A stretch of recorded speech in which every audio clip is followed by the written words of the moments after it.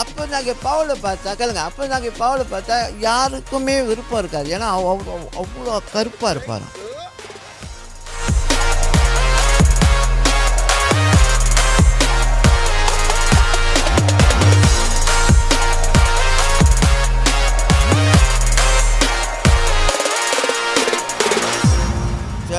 இந்த அப்போஸ்தலனாகிய பவுலை குறித்து நான் இவ்வளோ காரியம் உங்களோட பேசினேன்.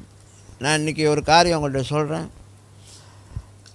இந்த மனுஷன் தன்னுடைய அழைப்புக்கு உண்மையாக இருந்தார்.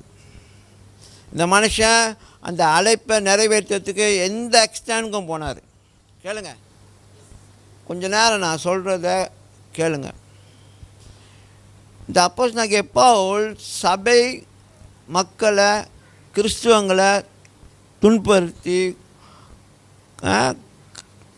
கொன்று போட்ட மனுஷன், கிறிஸ்துவங்களை வெறுத்தவர். ஆனால் ஆண்டவர் அவரை தெரிந்து கொண்ட பிறகு அவர் ஆண்டவருடைய அழைப்பை முன்னிட்டு வாழ ஆரம்பித்தார். பயங்கரமான ஒரு மனுஷன், ஆளு குள்ளமாக தான் இருப்பார். கட்டை, சரியான கட்டை தான் அவர். மொட்டை வேறு, கட்டை மொட்டை.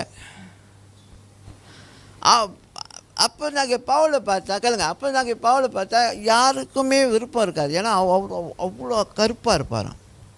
அப்புறம் அவருடைய தோற்றம் வந்து அவ்வளோ பார்க்கும்பொழுது லைக் முதல் தடவை பார்த்தோன்னா சில பேருக்கு அப்படியே அப்படின்னு அந்த மாதிரி ஜிஜி மாதிரி அப்படி. ஆனால் அவரோட தோற்றம் அவ்வளோ அழகாக இருக்காது, கவர்ச்சியாக இருக்காது.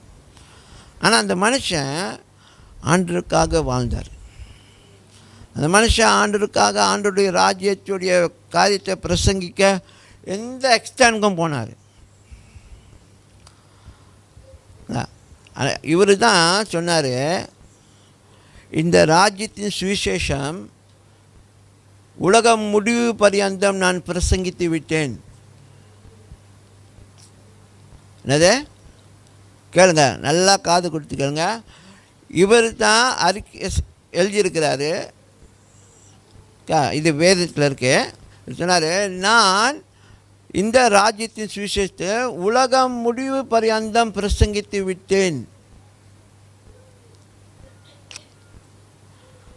ஆஹா, இது எங்கேயோ கேட்ட மாதிரில இருக்கே. இது எங்கேயோ கேட்ட மாதிரில இருக்கே. எங்கே கேட்டோம்?